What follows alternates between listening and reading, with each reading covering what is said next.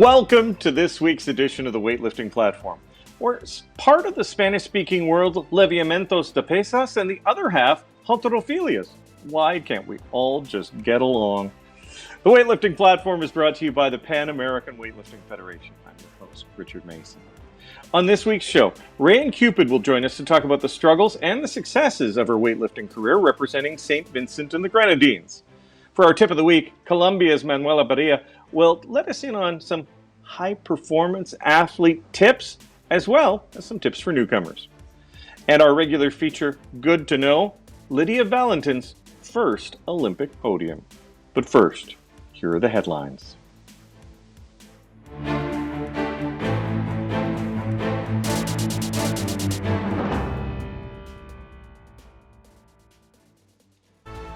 The executive board of the International Weightlifting Federation met this past week to discuss pending issues. 5 members of the board were in Tashkent, Uzbekistan as part of the Junior World Championships. The other members connected remotely from where they could be due to COVID restrictions. Issues on the agenda included the upcoming Constitutional Congress, development projects for communications and IT, TV broadcasts of the World Junior Weightlifting Championships, Olympic Games updates, and the IOC-IF International Federation Development Program. As part of the meeting, it was announced that the next IWF Junior World Championships will be held in the Pan American region. San Luis Potosi, Mexico, was appointed as the host of the 2022 version. Carlos Padilla, president of the Mexican Olympic Committee, gave his congratulations to the Mexican Federation in a video. You can check that out on the Panam Pesas website. With the South American, Ibero-American, and Open Senior Championships wrapped up in Cali, Colombia last week, just 2 opportunities remain for athletes on the road to Tokyo. The IWF World Juniors here this week in Tashkent, and the African Championships in Nairobi, Kenya. It appears perennial Olympic medalist Lydia Valentin of Spain is ready for Tokyo, but she'll be lifting in a weight class that she's never actually lifted in. The 36-year-old Olympian entered the Cali competition in the 87-kilo category. She's never lifted as an 87-kilo category, but with her points achieved at a lighter body weight, Valentin will now likely qualify. The absolute ranking list for Tokyo will be published mid-June. Until that, it's not perfectly settled who the 14 athletes per body weight category will be, representing their respective nations. And there are also countries that may be excluded or see their places reduced due to doping issues. And those are today's headlines. Now, good to know.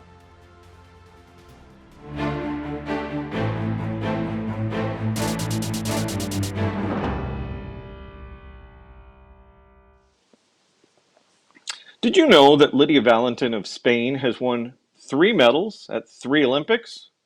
Well, kind of. Valentin does have 3 Olympic medals, but it was only at her 3rd Olympics that she actually got to stand on the Olympics podium. In Beijing in 2008, her total originally placed her 5th. In London, she was originally 4th, and it was retests of the doping samples from the other athletes that led to disqualifications and elevation of Valentin. So she now has 3 Olympic medals, going for more in Tokyo.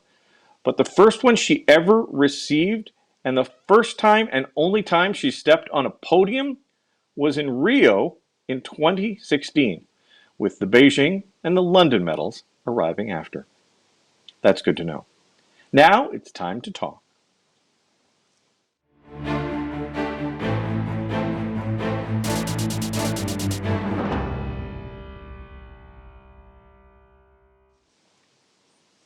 When you search for athletes' results on the IWF website and you enter the country code for St. Vincent and the Grenadines, it doesn't let you pick which of the St. Vincent and the Grenadines athletes.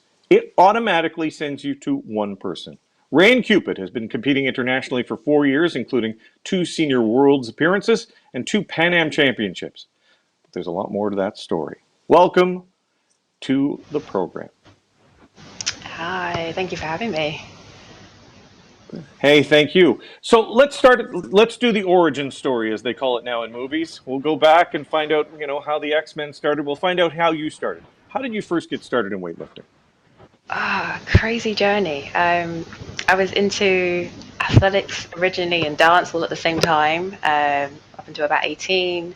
Then I moved into martial arts, and then I qualified, I believe, as a personal trainer, and I got really kind of bored with that, and but I was getting really strong. And it was literally by accident that I found out about weightlifting through a magazine competition. They were looking for weightlifters, and I was like, what is a weightlifter?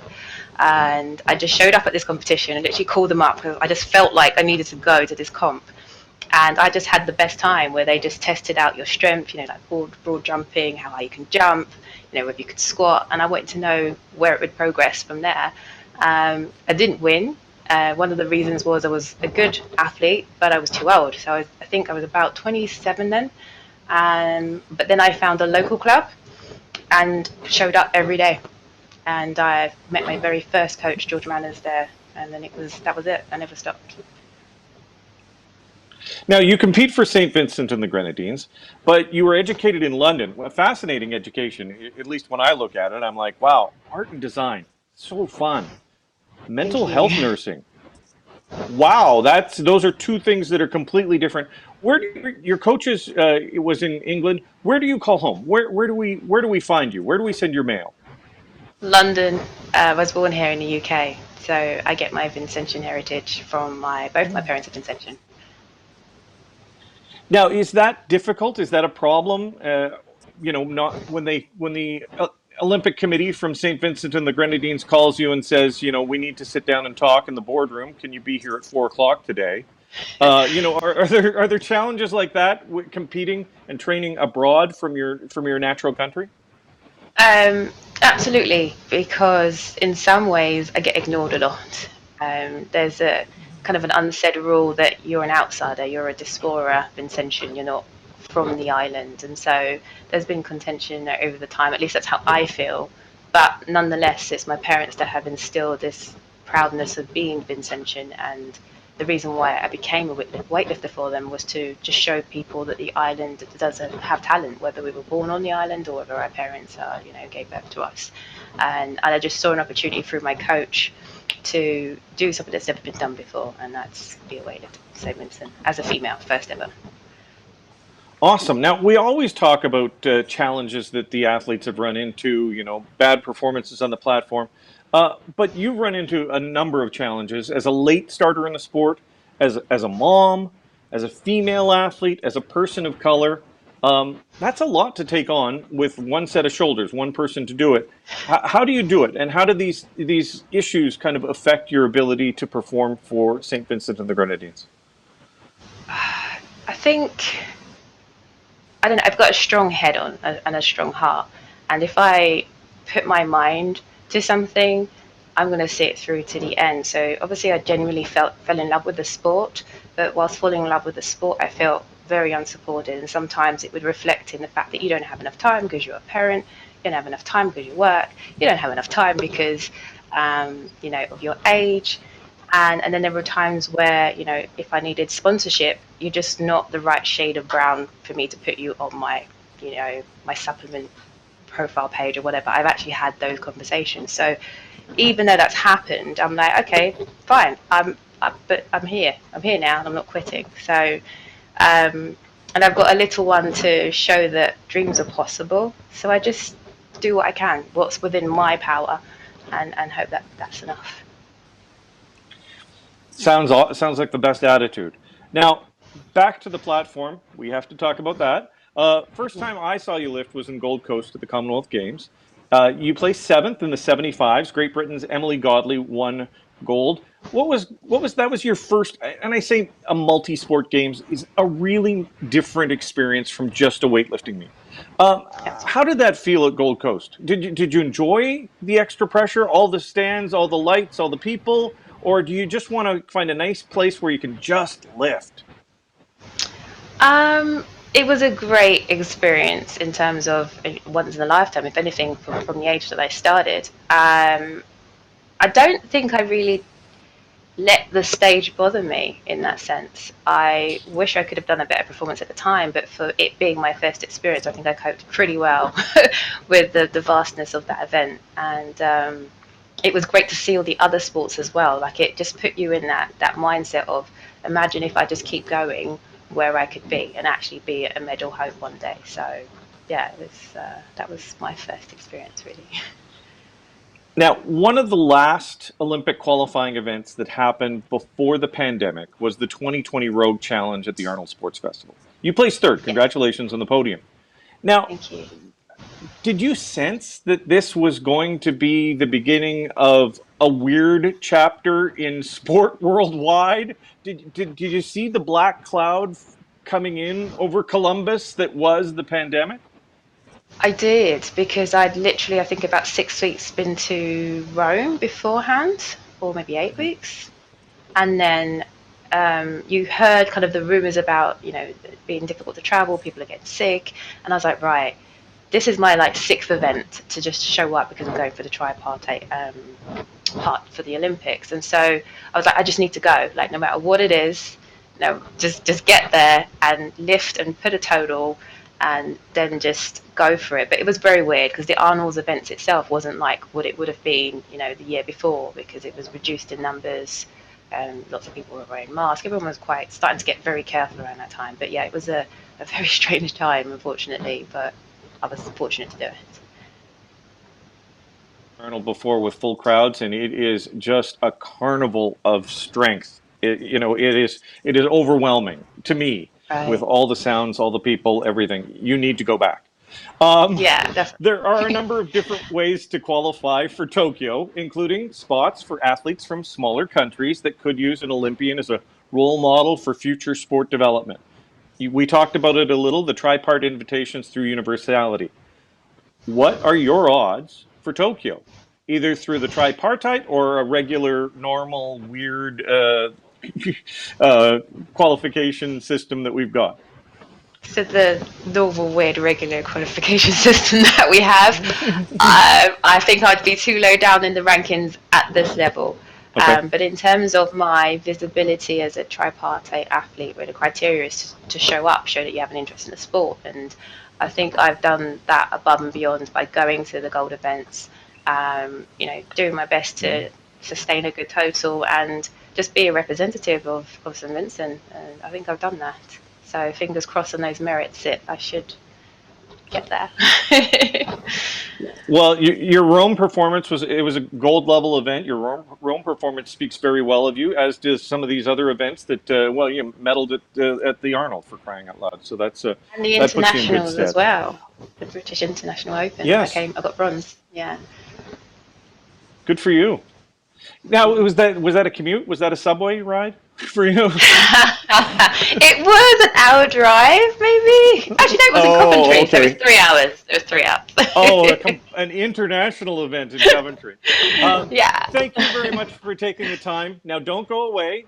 This has been fun, but we're going to have even more fun when we put you on the clock. Brilliant. Thank you.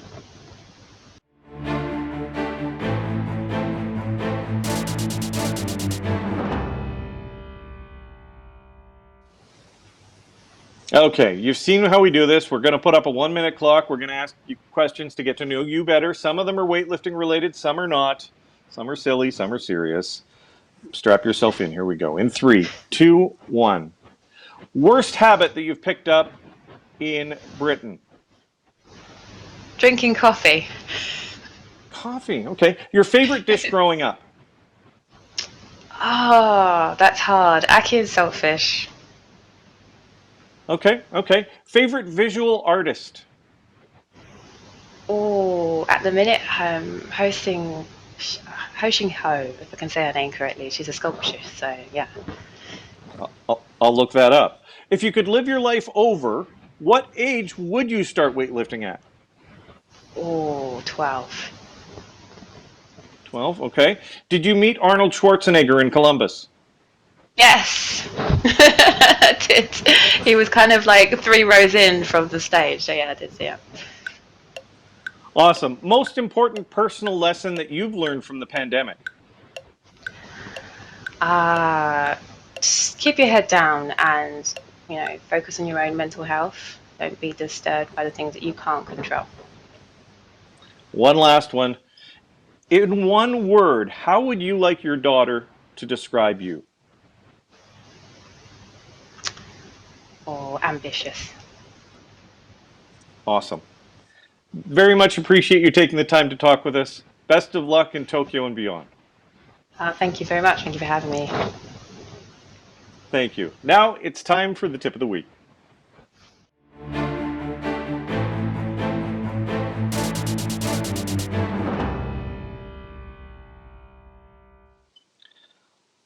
We like to end the show with a tip of the week, but Colombia's Manuela Barrio is an overachiever, and she's got lots of tips, and she wants to share them all with you. You can learn about coaching, getting a coach you can trust, rest, nutrition, and more. Here's the tip of the week. Hola, un saludo de parte de Manuela Berrío, deportista colombiana de levantamiento de pesas para Weightlifting Platform. Bueno, Manu, estamos buscando tips de entrenamientos para este deporte. ¿Cómo se prepara un deportista de alto rendimiento para una competencia? Bueno, primero yo pienso que una de las cosas más importantes es conectar con algún entrenador, que sea el que te conozca, con el que confías 100%, que esa va a ser la persona que te va a llevar para un proceso adecuado de acuerdo a cada deportista, ya que todos tenemos cuerpos totalmente diferentes. Yo pienso que ese es el primer paso, encontrar el entrenador con el que te acomodes y te sientas súper cómodo.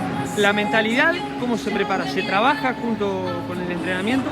Sí, claro, y también la necesidad de competir. Por ejemplo, yo pienso que en el año de pandemia muchos de nosotros perdimos como esa mentalidad de competencia y todo eso, pero eso se hace en el entreno y asistiendo a las competencias, teniendo rivales duros, rivales que quizás te causen miedo, le tengas respeto. Esa es la manera en la que se puede conseguir una buena mentalidad para competir. Y dentro del entrenamiento también hay que incluir el descanso, ¿no? Y la buena alimentación. Sí, claro, eso es primordial. Manu, ¿qué tips le podrías dar a los pesistas que se están iniciando, los que están encaminando su carrera para ser juniors?